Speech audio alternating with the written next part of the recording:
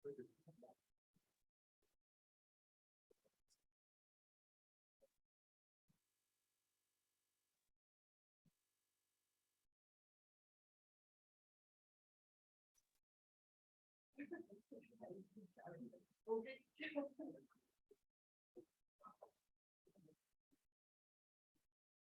afternoon, everyone. And I'm pleased to welcome Rachael Warrington from Smith to talk about explainability method. Thank you. So yeah, really good to be here. My name's Rachael Warrington, and yeah, I'm going to talk a little bit today about explainability in machine learning. In some ways, I'm a bit of an odd one out today. I'm not a researcher working in a university, and so I thought I'd just say a little bit about kind of who I am, where I come from, give you a bit of context. So I work as a mathematical consultant at a consultancy called Smith Institute. And what that looks like is I spend some of my time applying cool mathematical techniques to problems that our customers in industry face. So applying math to solve real world business problems. I spend some of my time kind of crafting how to communicate those results to our customers so that they can understand the results and see the impact of that work. I spend some of my time supporting other colleagues in doing those first two things. And I spend some time thinking about staff development, so all things training and learning related. So a lot of our technical staff have come to us having done PhDs in maths. So I myself did a PhD here in Cambridge. It's really nice to be back here. It feels very strange to be not talking about my PhD topic in this room, but yeah, really good to be here. So we've got people who come from PhDs and absolutely love learning new stuff, as you might imagine. So I really enjoy supporting that.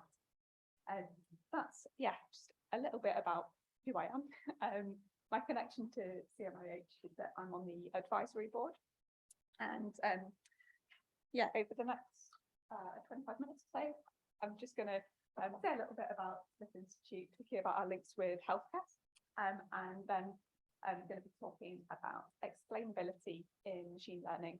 So why on earth should we care about it? How might we provide it? And to share a few things that I'm and others at the Institute are curious about around explainability in machine learning. So that's that. So who are Smith Institute? As I said, we're a consultancy. We're looking at providing mathematical solutions to business problems. We work across all sorts of different sectors.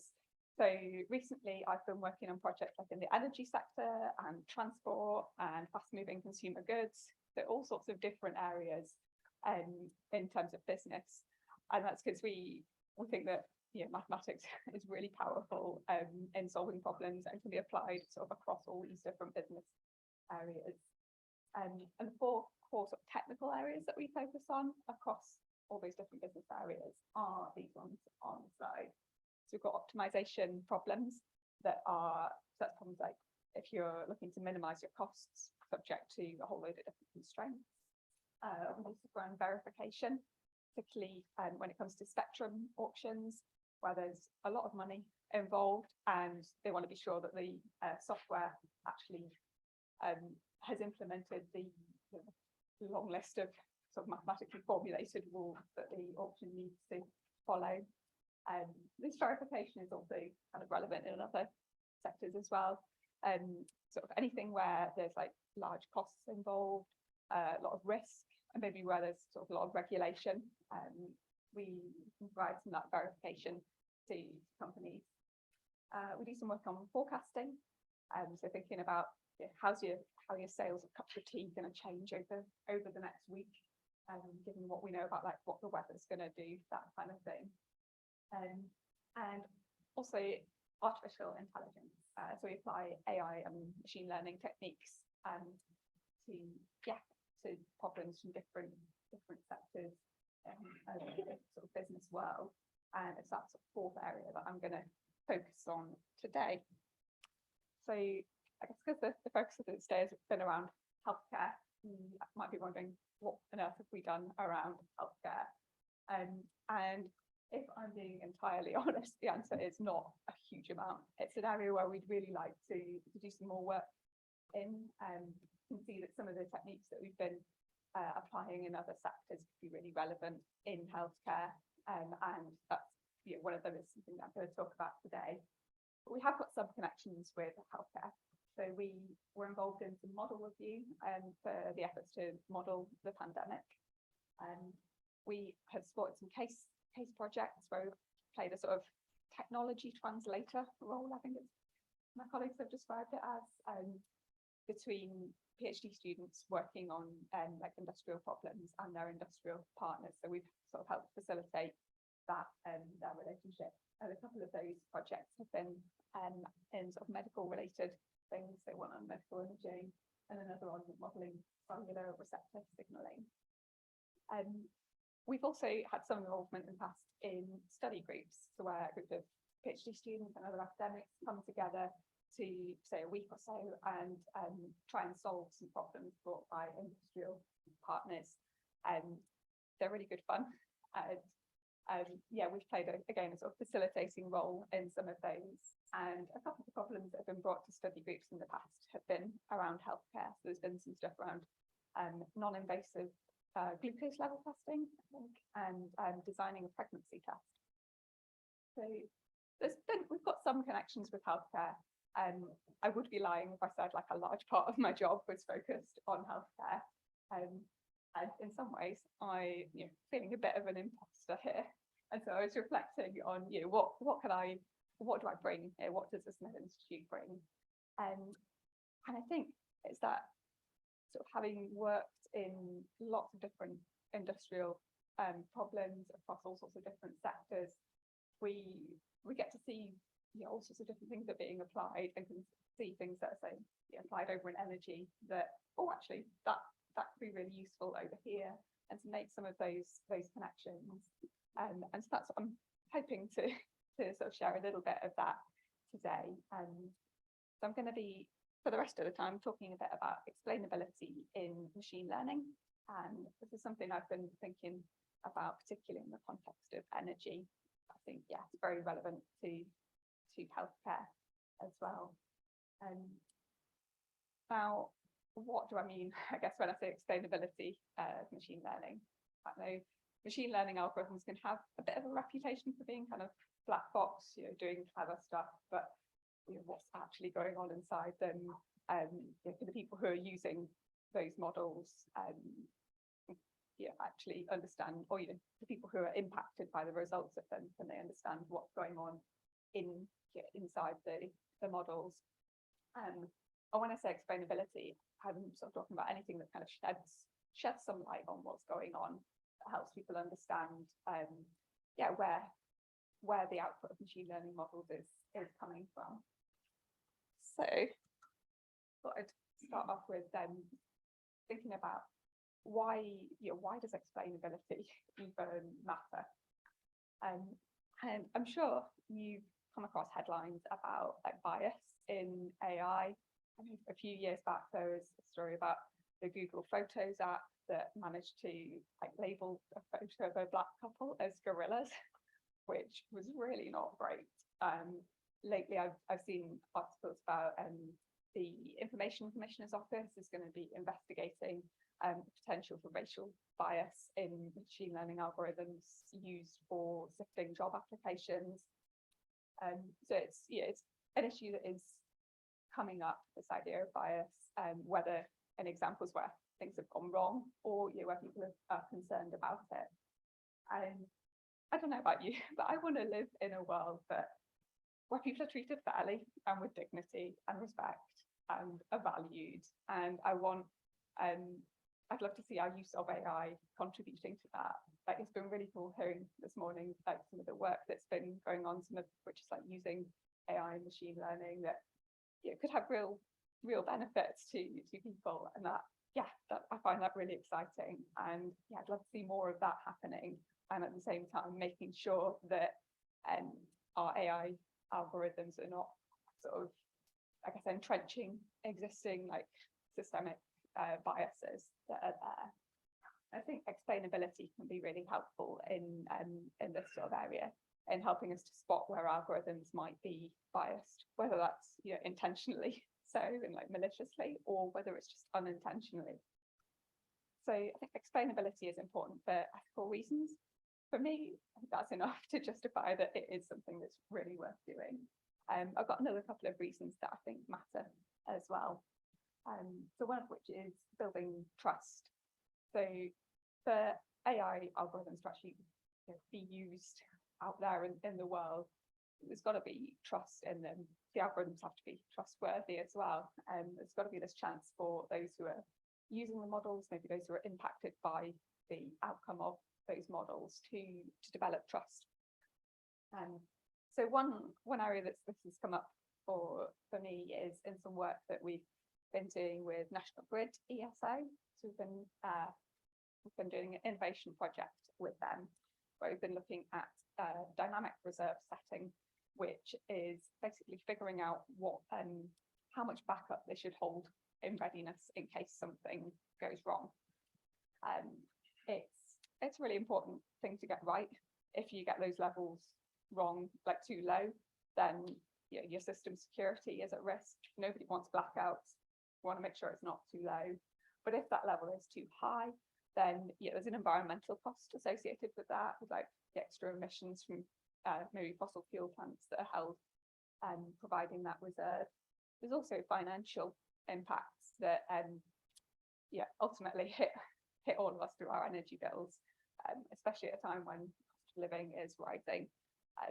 We don't want to have additional costs being passed on to consumers through energy bills. So I think it's an important problem to get right. National Grid were keen to try out some machine learning techniques, see if they could bring in some data sources that they've not previously used in this context.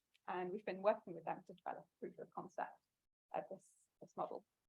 But for that proof of concept to kind of go any further than a proof of concept, the people in the control room need to be able to trust the outcome of the model. These are people who have like years and years of experience of figuring out what they should be doing to keep the lights on, and they have a lot of intuition about what should be done with these reserve levels. And so they want to understand, okay, your model's telling me today it's this value that I'm wanting. It's different from yesterday. Kind of what's changed? Why is this difference occurring? And so we want to provide some explainability to help them understand the model output and to have a chance to build trust in it, and to help highlight that, therefore, like whether the model actually is trustworthy, because we certainly wouldn't want something that wasn't reliable and couldn't be trusted to be used in that context. So that building trust and making sure that something's trustworthy is another important reason for explainability. The third one I put down is understanding. So I think explainability can really help our own understanding as we're developing sort of tools and applying machine learning techniques. Can help us understand what's going on. So recently I've been working on a text classification algorithm, got some snippets of text, and I'm trying to say, is it one of these three different categories? And my training data was pretty limited for one of the categories. And so I was wanting to see what words is the classifier picking out as things that it thinks are important in deciding what category to label something as. Is it something that genuinely is related to the category, or is it something that just happens to come up in the sort of small number of examples that I've been using? And explainability helps me there to see whether my training data set is representative enough, whether I need to go out and find some more data, or maybe consider not looking at like some of those categories. So I think explainability is important for ethical reasons, for building trust, and for developing our own understanding. How might we provide it? So one way that we've been using is to apply SHAP. I think that is something that I think a few people in the room at least will have come across. I think I saw a SHAP plot in one of the slides earlier. And SHAP stands for Shakti Additive Explanations. It's a Python implementation that is based on game theory and apply it to any machine learning model to provide explainability. There are a few different implementations that are more efficient on certain types of algorithms. I think there's a particularly efficient like tree-based implementation. Actually, the talk before the break has got me wondering kind of what the carbon footprint of each of those different implementations is, like how important is it to pick the right one for your model here. But what it does is you can run your machine learning model with some particular feature values, you get your output, and SHAP tells you, it breaks down that output into a base value, which is the average model output over your training data set, plus contributions for each of features. Hopefully this will be a little bit clearer in this picture that I have just taken from the SHAP documentation. As a model where you've got some features feeding in there, so you've got age, sex, blood pressure, BMI. Unintentionally, it's a, I guess, healthcare related example. But yeah, it's on the left, you've got this model, you can't see what's going on in it, but it's giving you this output. And on the right is an example of the sort of plots that SHAP generates that give you some insight into what's going on inside inside the black box. So you've got at the bottom base rate is 0.1, so that's that base value, the average of the model output over the training data set, and everything's sort of measured relative to that. Just above that, there's a red arrow pointing to the left that has a +0.1, and this is telling you that because the BMI is 40, that's increasing your model output by 0.1 relative to the base rate. Similarly, your blood pressure being 180, increasing it a little bit, but sexy female, you've got this blue arrow that's pointing to the left, and there's a decrease of the model output. And these arrows, they all kind of add up to give this output of 0.4. So you can break down your model output into the base value plus some of the contributions from features, and that helps you to see, what are the things that are having the most impact on this particular model output. So here we've got age and sex, so the kind of biggest arrows, or they're actually kind of almost cancelling one another out in this example. So you can generate all sorts of plots like this. This is kind of the basic sort of type of plot. It's also got like text specific things, which is something I found useful for getting to grips with that text classification problem that I mentioned earlier. And I think it's a really useful tool for providing some explainability. I find it useful for myself, but also something that we've been using to help customers sort of engage with like this explainability of machine learning algorithms that we've been working on with them. But in case this talk sounds too much just like a sort of sales pitch for SHAP, yeah, it's not perfect. Like every tool, it's got limitations. And so something that I'm really curious about is kind of what are those limitations, where can we apply it, where do we need to be more careful, are there other ways that we could extend it to kind of get around some of those limitations, or we could combine it with other tools and techniques to still provide explainability, but make sure that we're using the right tool for the job.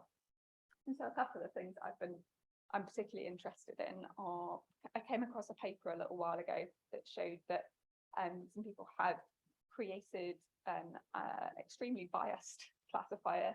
In the example, it was a very racist classifier, and they very carefully crafted it. I don't think you could kind of stumble upon this, but they've carefully crafted it so that when you apply SHAP, even though the classifier itself is basically using race as the thing that determines the output, the explanations that SHAP generates look pretty innocuous, and so it seems like you can fool SHAP. And so I'm wondering when can we trust it? To what extent is it trustworthy? When do we need to be more careful? And what other things can we be using to be thinking about explainability in this context? And another thing that I've been interested in, and some of my colleagues have been thinking about, is so SHAP is built for dealing with independent features. But what about when you've got some dependency or structure in those features? You know, what can you do then? To what extent is SHAP already valid? Can you extend it to handle those kind of cases? And that's something that we've got a summer project student who's working on at the moment. So she's partway through her undergrad, and she's with us for the summer investigating this. I've already heard little snippets of what she's been finding out from the literature review, and I know she's trying to take the SHAP code and extend it at the moment. So I'm really excited to see kind of where that goes. Those are just a couple of things that we're curious about, that I'm curious about, that hope to have the chance to either explore myself or to hear what other people have been doing in this space, because we want to we want to provide this explainability of machine learning that we're doing. So it's something that our customers want, and that we think is I guess right to provide that transparency. But I want to make sure we do it in a way that is showing integrity, that's using the right tool for the job, and not and not misusing these tools. So I'm keen to find out more about SHAP and kind of to what extent we can apply that. So just to sum up, I have convinced you that explainability is important. It matters for ethical reasons, for building trust, and for our own understanding. SHAP is one way that can be useful for doing that. It's not perfect, and there are all sorts of interesting questions, I think, to explore around its use. That's all from me. I'm happy to take any questions.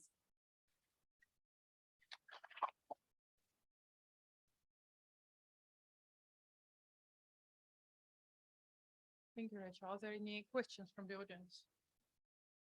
Sorry. Thank you.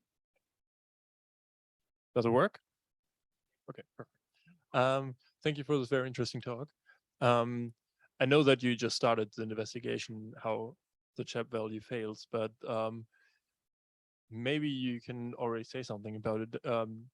In the direction, does it fail because it doesn't really approximate the Shapley value, or does it fail because it's local or something like that?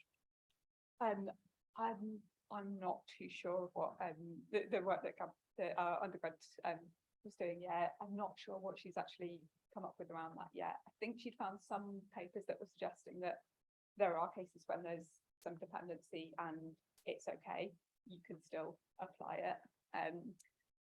But I don't know the details of what she's found out yet. Sorry. No worries. Thank you. Very interesting. Thank you. Are there any other questions? So in this case, I have my own. You've mentioned that Smith's Institute is also doing software verification. Mm-hmm. And I'm very curious. It looks like you're very well placed to do software verification for AI and things like, for example, AI applications come into NHS for mammography screening or for any other cases, or COVID prioritization. Are they have you considered what would be the principal differences between conventional numerical software verification and AI-based software verification? Yeah, it's something that we're actively thinking about at the moment. I was actually joining an event a few weeks back where people were thinking about AI and sort of assurance that you can provide there. I think there are some things that are the same, sort of questions that to be asking why are things giving certain results, and things like just code review to look at the bugs. But I think there's maybe different challenges when it comes to AI, and it's something that we're actively exploring to see what we could what role we play there. So I think it's really important that there is assurance and verification around AI, having multiple pairs of eyes look at something, I think is a good thing for transparency.